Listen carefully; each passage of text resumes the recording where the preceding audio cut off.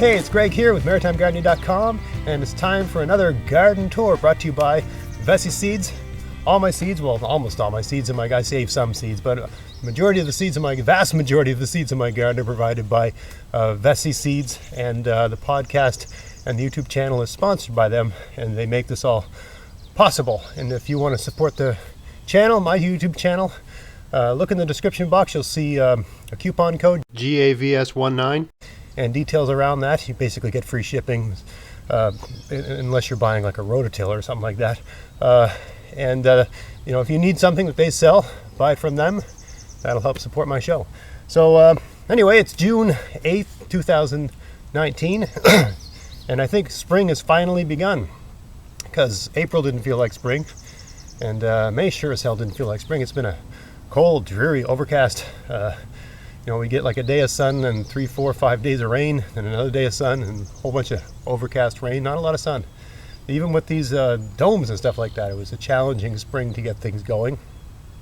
But I anticipate it'll be a hot summer, and I'm sure things will be fine. I'm optimistic, but I think true gardeners are always optimistic. So of course things are going to get better and things are going to be great, right? So we're going to run with that. Anyway, come with me. Let's have a look around the garden. See what's growing, and as we go along, if I can recall, I'll try to answer some viewer questions about various videos I've done recently, things they've seen in the garden, and things that have come up. So let's have a look. All right, so we're going to begin. At the beginning, this is the entrance to my garden, and I have 3, 4, 3.5, I guess, hugelkultur beds here that outside the garden, outside the fenced garden enclosure, where I tend to plant things that deer and rabbits and porcupines tend to leave alone. This one's got some potatoes sown in it, and nothing is planted in these yet. I got to get at that this weekend. I tend to use the soil in these. Every year for one of these, I dig up a bit of the soil and I'll bury a whole bunch of horse manure in it. Just let it compost. So these, you know, there's always some really good, rich, dark earth in these, and I tend to use bucketfuls of the rich, dark earth for sowing all my vegetables. Everything in my garden is direct sown, either in a cold frame under a dome or just you know, exposed sort of thing. So when I sow seeds, I take a little bit of this black stuff out and put it on top, and it helps me realize, because the black earth in these compost hugelkultur beds, if you go down far enough, there's rotten wood, is darker than the soil, generally speaking, on the top of my gardens here.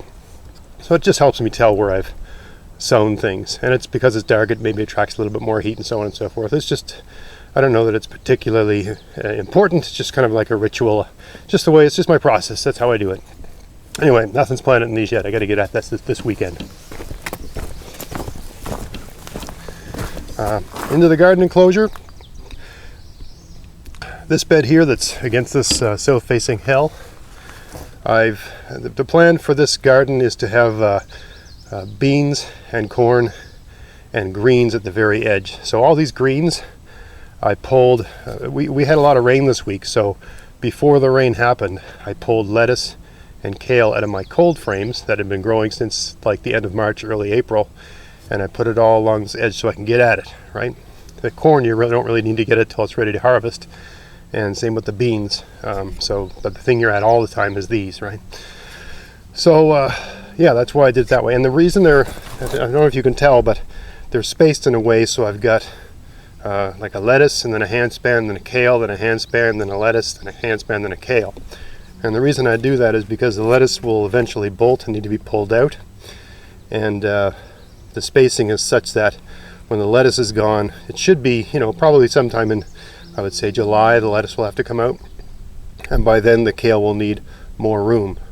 And that spacing, 2 handspans per kale is about, I find, an effective spacing for kale. Once they get really, you know, once they get full sized, they need a fair amount of room to be, just helps them, you know, do their best, be healthy, gives the pest less. If you plant your kale really tight, it gives your pests a lot of places to hide, and then the various birds and other things can't find them as easily and help you with your pests. So yeah, that's that garden right there. Oh, another thing, I'm not done this yet, but you can see up here I've planted a kind of little haphazard rotten log terrace garden, and there's one of those cloches, if you can see that. Let me zoom that in a bit. zoom. All right, there's one. So I've got a, whoops, sorry. I've got a pumpkin, one of those giant pumpkins. Guy I buy my eggs from grows giant pumpkins, and I got some of his seeds. And I told him this year I'm going to grow a bigger giant pumpkin than him. I don't really care. I mean, they're not much use. But I thought it would be fun to try, basically on a south-facing slope, planted in. What I did was I'm going to maybe film, I'm going to build one next to it. But you just dig the soil out a little bit. That's really, really hard, rocky stuff. There you can see it's just clay and rocks, right? So you dig it out a bit, and then the hole, which is just this hard concrete-ish hole, you throw rotten wood in it. Then I put about 8 inches of horse manure, and then I put about 4 inches of nice black stuff from one of these beds on there. So, and then the pumpkin can just go wherever it wants on this hill, right? So I think it'll work out fine, but we'll see. Every time it rains, the water will come down the hill and water the garden really well. It should be a maintenance-free little pumpkin garden. We'll see. Over here, the parsnips that I sowed last fall are growing. They're about, I don't know, the largest ones are 3 or 4 inches high, I guess. I've almost finished thinning them. I just sort of chip away at these things. If I've only got 10 minutes in a given morning to work in my garden. I mean, I just come out here in dribs and drabs. I've got a wife and kids and a full-time job, and all those things come before my garden and come before this channel. I love my viewers, and I'd like you to think I put you first, but this garden comes last after my family, my job, because this garden doesn't pay the bills. But I do enjoy doing it, and it's a very peaceful place to be. So anyway, the parsnips are there, and next to the parsnips I've got this garden over here is kale that I sowed last fall, and if you look, you can see that it's growing. It still needs to be thinned a lot, but this has been beset by pests and attacked a lot. I threw a lot of it. When you save your own, these are my own saved seeds of kale, and when you let a kale plant go to seed, you get thousands and thousands and thousands of seeds. So it's one way to deal with pest damage, to just throw a ton of seeds down. And some of them will emerge as the winners in that lottery. Like there's one right in the middle there that seems to be bigger than all of them, and there's another one over there on the edge. And I don't know why that one outgrew them, but those are the ones that get to grow, and whatever one looks the biggest and the best, I'll try to figure a way to let it survive the winter and take its seeds.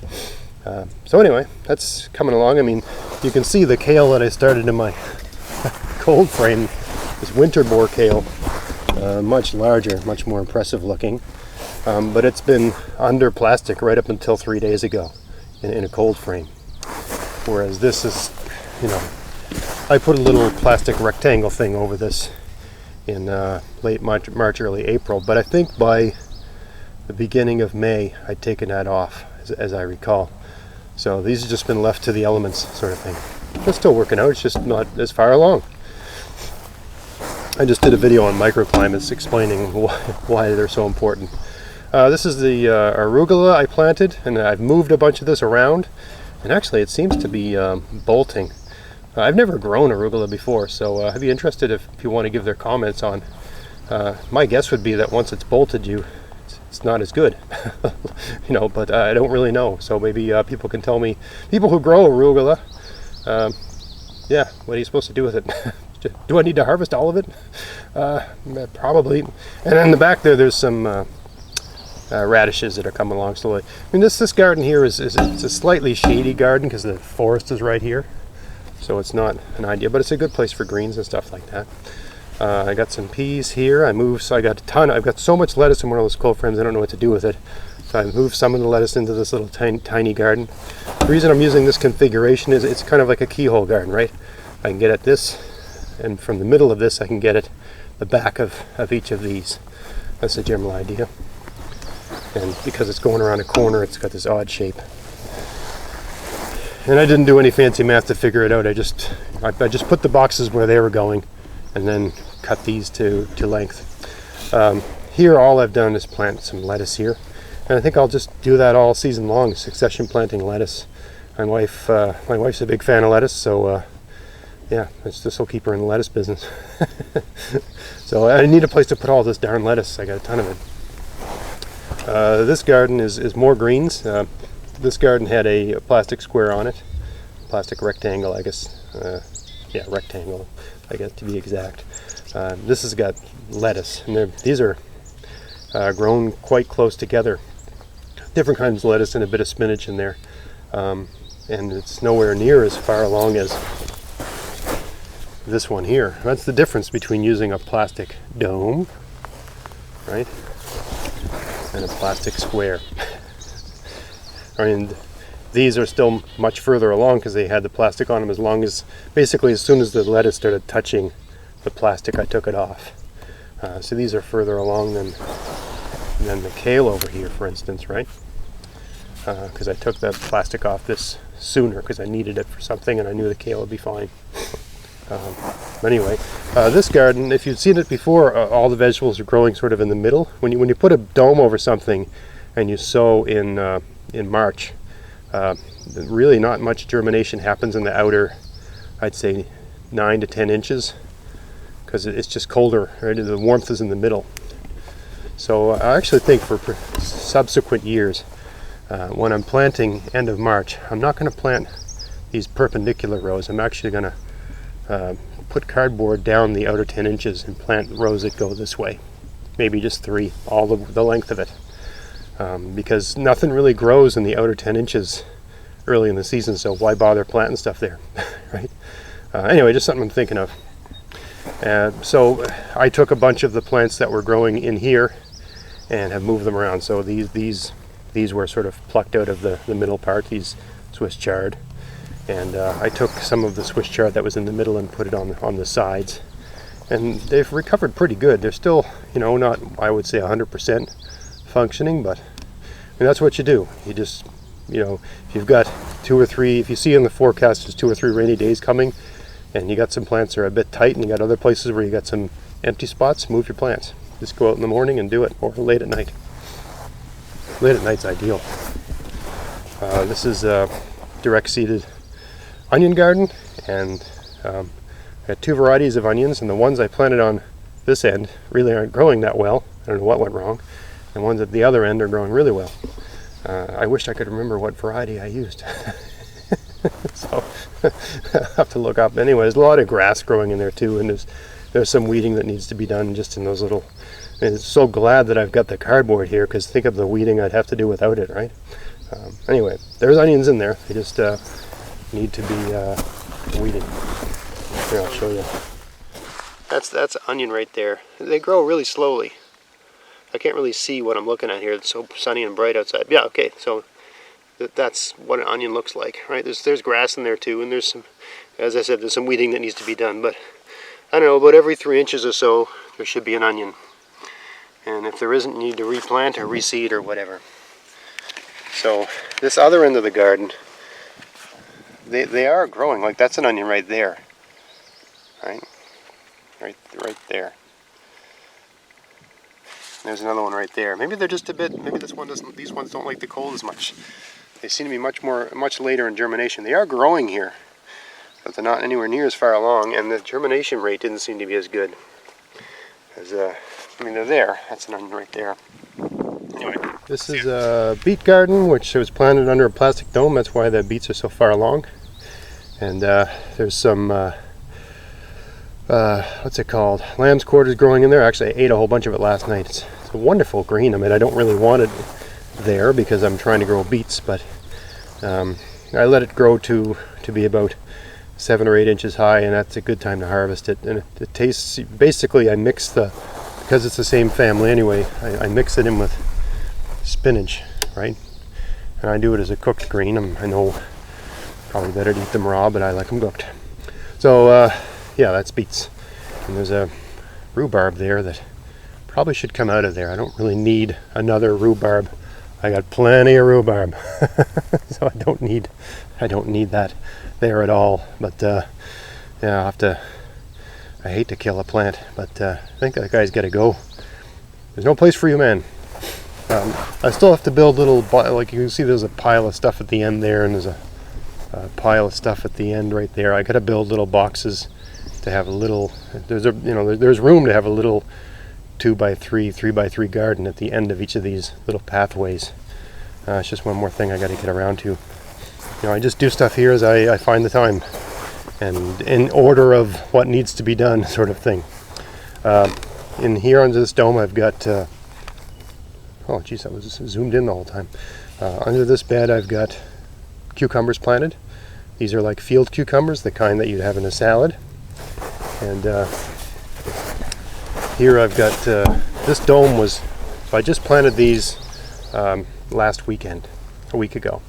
So right up until last weekend, I had that dome on this bed, which is carrots.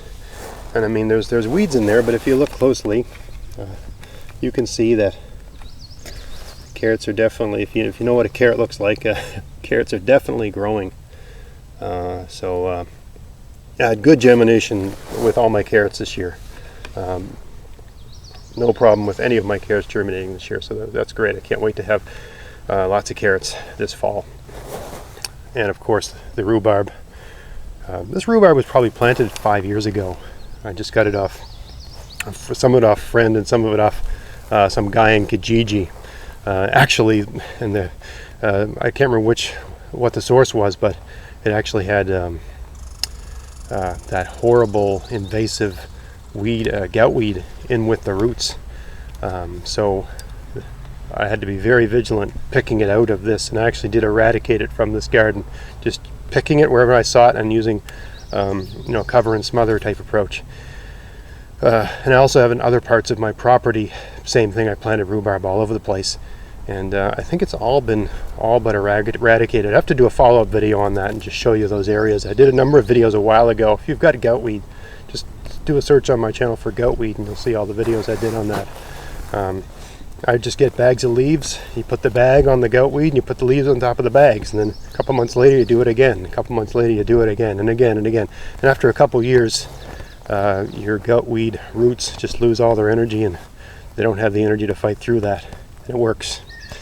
And after all those leaves and bags and stuff like that, you've got excellent soil left over. You can plant whatever you want there. Okay, so now this part of the garden, what do we got here? I've got beans and peas growing under here, and the peas are so high and the beans have finally germinated. Let me pop this lid up a bit and have a look. At least I think they have. Yeah, so there's a bean. There's a bean, right? So the beans are up and the peas really need a trellis. So this weekend I have to get a trellis going here because these peas are 2 feet high. The whole point of having this plastic on was to get the beans going. And the beans are going, so this can come off. And hopefully we're past all risk of frost. Oh boy, I hope so. We're gonna have to be because the lid's coming off. So I got beets growing here, and I had a dome over this till very recently. The ends have nothing sown in them. This end I moved some lettuce out of one of my other gardens, and it's still recovering from the move, but I think it'll be okay. Lettuce doesn't seem to mind being moved at all. It's a really tough plant, so I anticipate they'll be fine. And I'll have to move some more lettuce to the other end over there. But this is beets and salsify. I've got 2 beet gardens, and hopefully that's enough beets. I love beets. Hate to run out of them. This is parsnips, and these ones had a dome on them for quite a while, so they're further along than the parsnips I sowed last fall. There's 2 kinds of parsnips in here. There's my own save seeds on the right, and Albion pine seeds, parsnips on the left, which are a hybrid variety.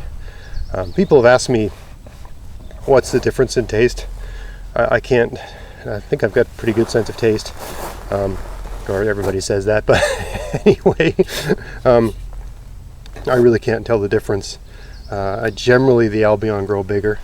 But I've never done a perfect experiment like this where I got them growing in the same light, in the same soil, side by side under the same germination conditions, everything exactly the same. And so we'll see. I mean, mine seem to be doing quite good so far, but we'll see how that works out. And here I've got, this is pickling cucumber, I think. No, it's not. This, I just sowed this yesterday, so this is eggplant. So I've got, let's just lift this up and show you.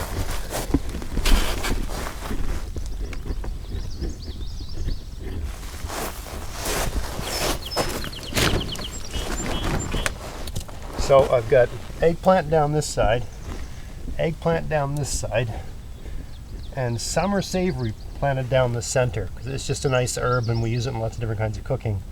And I'm going to leave this dome on for, as long as I can possibly leave it on because eggplant likes the heat. And people are going to say, is that going to grow in your short growing season?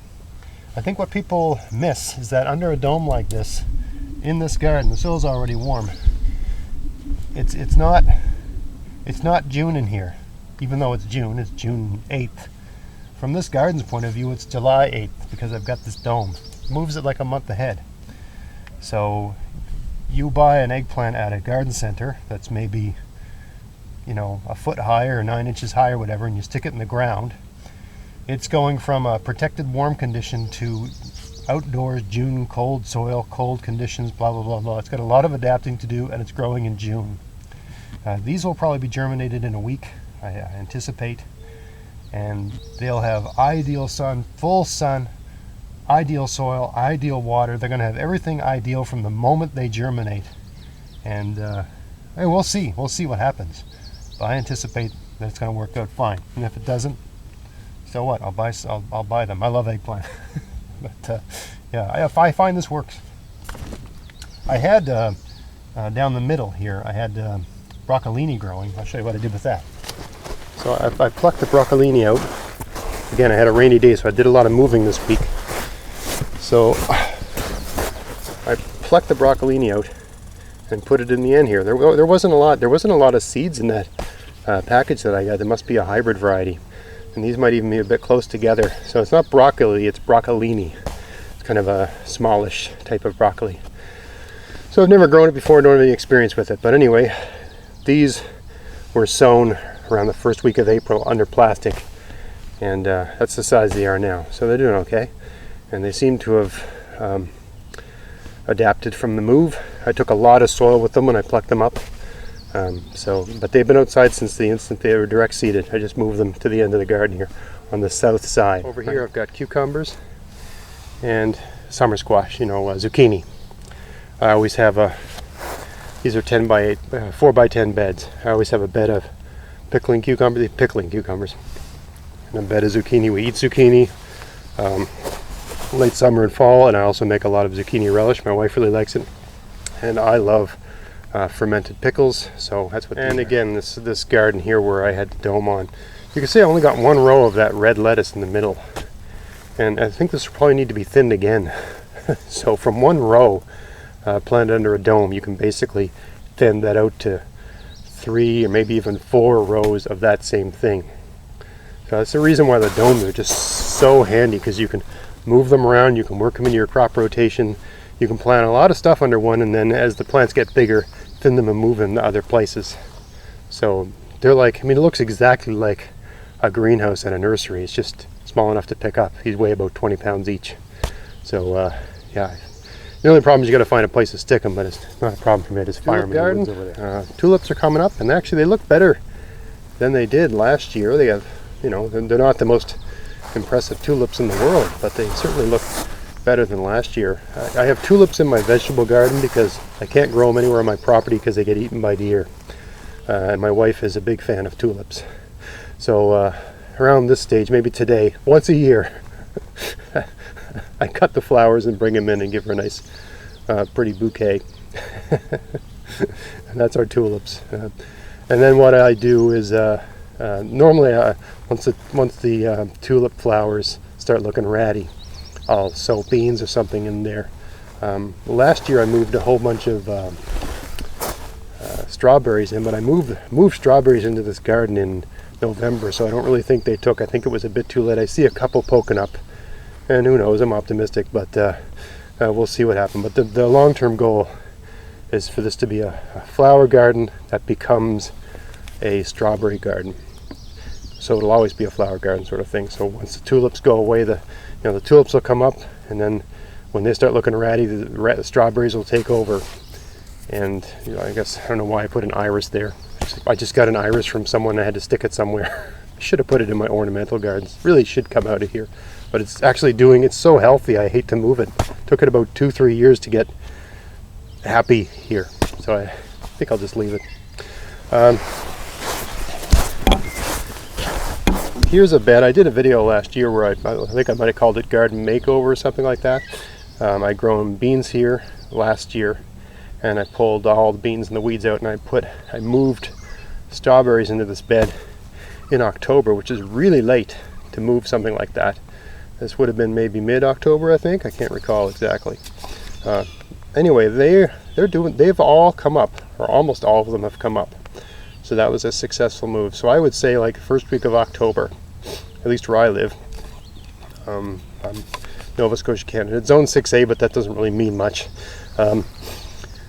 If you're going to move strawberries, I would do it in September or even earlier, around October, because there's other places where I move strawberries maybe the week after I did this one, and I see very few of them coming up. I mean, it's still early. Maybe some of them will come up. I don't know. But certainly this tulip bed, I can see some strawberries. I see the odd one.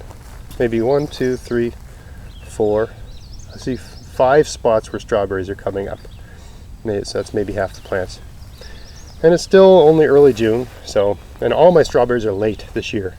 So maybe the rest of them will come up, I don't know. But yeah, I would say moving strawberries in November is probably not the smartest move. It's a bit, you're pushing it. I think they'll be a lot happy if you move them September, that sort of thing. Here I've got a kale bed. There's kale, and same principle as I used over there, where I've got kale and lettuce all around the perimeter, because that's easy to reach. In the center of the garden I've got onions, which you don't bother with. Right? Onions and basically rows of onions with heavy mulch in between, and you just leave the onions do their thing all season long, and you pull them out. It's just one day I have to get in there. I had to put a board across the garden so I'm really not compressing the soil too much, and pluck up all the onions. And I'm gonna probably jam things in there as necessary, like I jammed a parsley over there, and I jammed broccolini over there in between the onion rows. I'll probably jam things in the middle, just if I need a space, I've got it there. But that's the general principle with that garden. I got the kale on this end was moved from one of the cold frames over there, and all the rest of the perimeter is just direct seeded saved seeds, Siberian kale. And same process as that garden I showed you earlier. I just sort of weed out the best of them. There's probably about 100 or more kale growing in that perimeter. And when I'm done thinning it out, we'll probably have a dozen or less, right? So, yeah, that's the process. So these ones were never grown under plastic or anything. They were just seeded and left to the elements the whole season. So they're doing pretty good. The biggest of them aren't as big as the one that was sown last fall over there, but that one had plastic over it for those germinated in April, whereas these ones didn't germinate till May. They weren't even sown till May. Here in this bed I've got, this part here I've got some spinach growing, and over here under plastic I've got 2 things. I think this one has kohlrabi, and the one over there has tree collards, which I find they need a lot of heat to grow and germinate. So I put them under that. So once they reach a certain size, I'll thin them out, and this whole garden will be taken up with those. And the spinach will be done. I'll plant them in with the spinach and just let the spinach do its thing. But the spinach will, after about a month has gone by, the spinach will be done. So spinach is a good thing to plant in a garden that's going to be greens, because it's going to come out eventually, right? So it's a good, I wouldn't say companion plant, because it doesn't really do anything for the other plant, but it's just a good neighbor. Good neighbor is a term I'd use. I'm planning to do a podcast this next weekend with Robert Paplis, and I think we're going to talk about companion planting and all the myths that are surrounding. Robert Pavlis is an author who writes a series of books. He's just done his second book called Gardening Myths.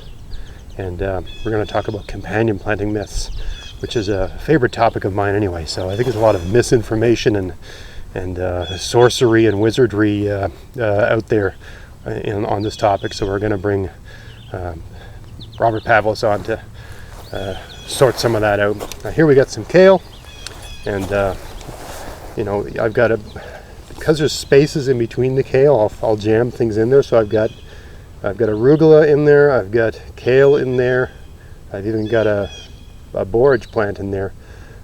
Basically, if I've got something that needs a home and there's a space in here, I'll jam it in there for no other reason that there's space. I don't think the kale does anything for anything. People think it deters pests. It really doesn't, not in my experience.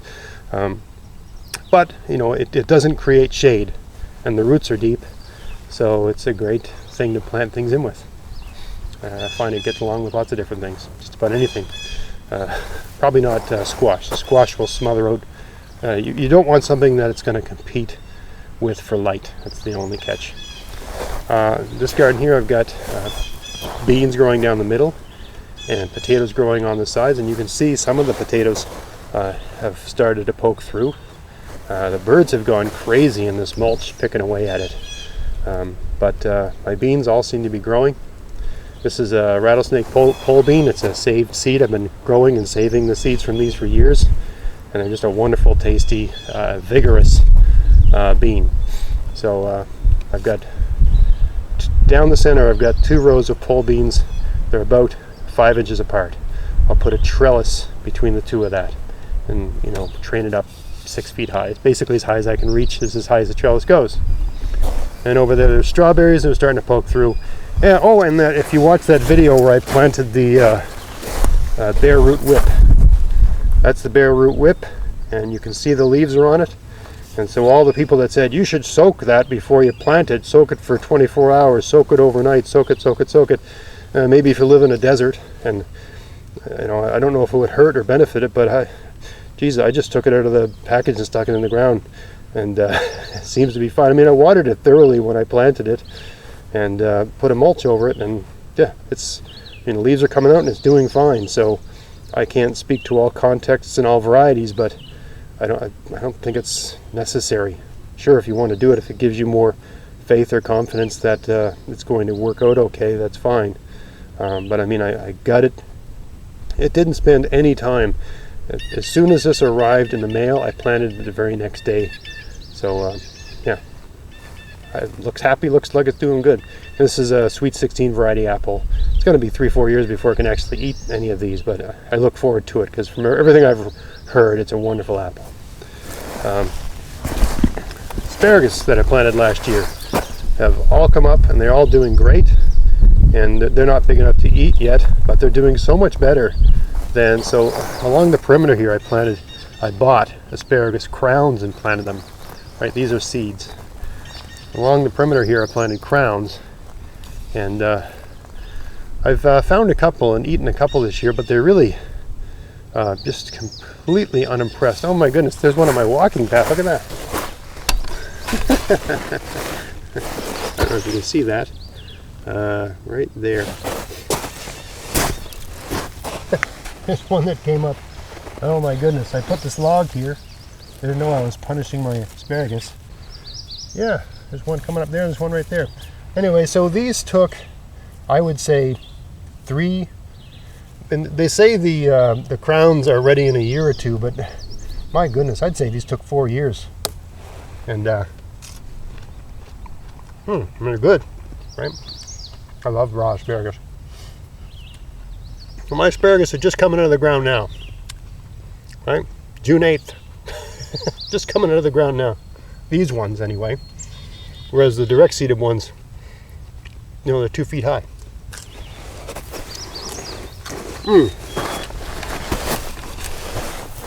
Oh my God, that's good. Over here, excuse my chewing. Over here, a friend of mine gave me some Egyptian walking onions. So that's what these are, going on the perimeter. Egyptian walking onions. And my blackberry plant, I'd like to mention some perennials as well. Just starting to get its leaves, the blackberry. Just barely started. Even my apple tree, right? Look at the state of the flowers. In other parts of the province, like what they call the valley here, they've already had their apple blossom festival. I don't even have blossoms yet. I just have, and this, I got other apple trees that are even not as far along. And this tree just got its leaves. Look at the stage of these. Remember, this is what they call a 5 tree, so there's more than one variety of apple on it. So each branch is a different kind of apple. So this one, the buds haven't even opened up yet. Blueberry plants have their leaves coming in, and there's some bud formation in the blueberries. They're doing okay. Once again, I missed the opportunity to do a pruning video this year. One of these years I'll do a pruning video, but I prune these in late March, early April sort of thing. And you know, I wouldn't say I'm an expert pruner anyway, but I do a little pruning. I think there's a couple branches there I probably should have taken out because they look kind of old and tired, but anyway, there's always next year. One thing about pruning is it's hard to get wrong because you can always take more off. But yeah, these are doing pretty good. And in the cold frames, not a lot going on because I've taken a lot of things out. So this one here had lettuce in it, and see, I've moved half the lettuce already. There's still a little bit less. This has got to come out of here because I got to plant a heat-loving thing in here and take advantage of the fact that there's a microclimate. That's going to happen really soon. I don't want this to be a lettuce garden. I want this to be a eggplant or pepper or something like that, right? Make use of it. I've sowed carrots here about a week ago, or tomatoes here a week ago. They're not quite up yet. They'll be up really soon. And this one had the kale in it. I pulled all the kale out, so I got to sow something in that. Oh yes, and over here I've got, so I mean, you know where we are. This is the garden at the base of the hill. I planted carrots here, and all the carrots are up. And I've also got some garlic that I sowed last year, and the garlic's doing pretty good. Out here, outside the garden enclosure, I've completed my build for this year. I added 1, 2, 3, 4, 5. I added 4 beds to my garden. So now I don't think I'm really going to make this garden any bigger. I think I've got all the garden I can handle, and so it takes a long time to do a garden tour, that's for sure. So I've got this is potatoes, I think it's blue Hubbard squash, and this is actually that might be Georgia candy roaster squash. This might be blue Hubbard squash.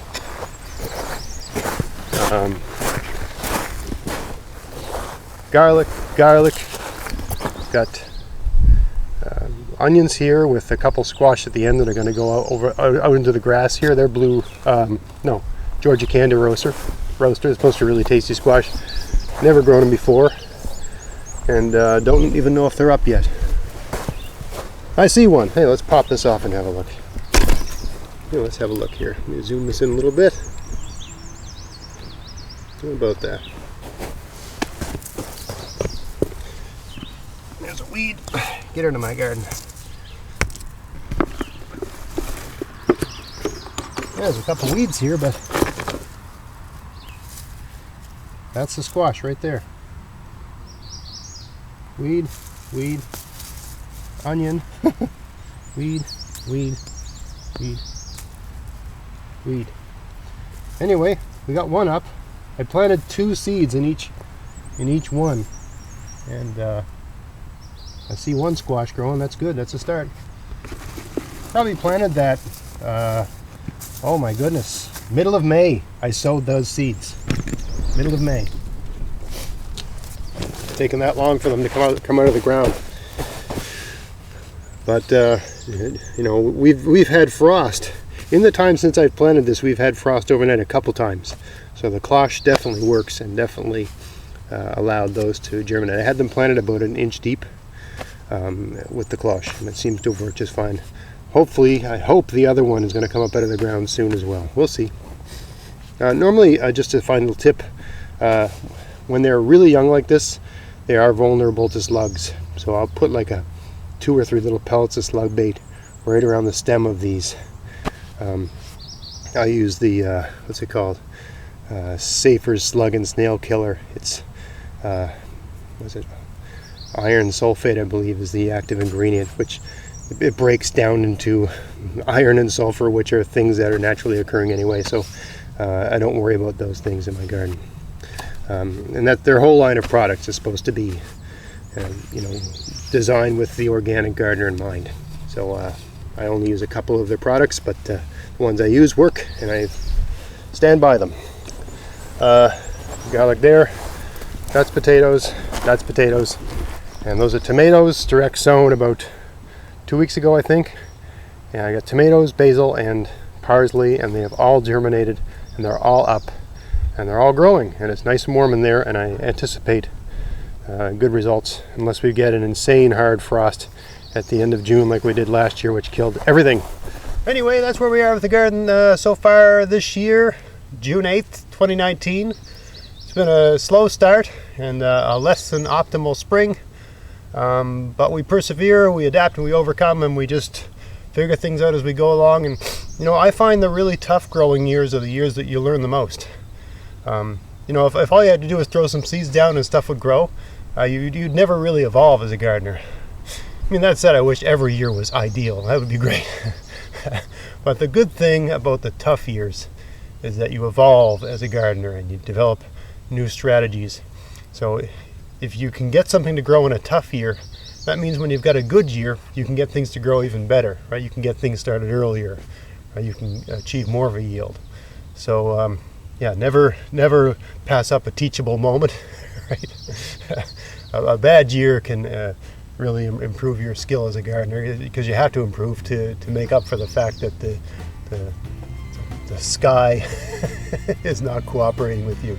So I hope you found that interesting. If you did, please like, share, subscribe, check out my podcast, maritimegardening.com. And until next time, get out there, get at it, have fun in your garden. Thanks for watching.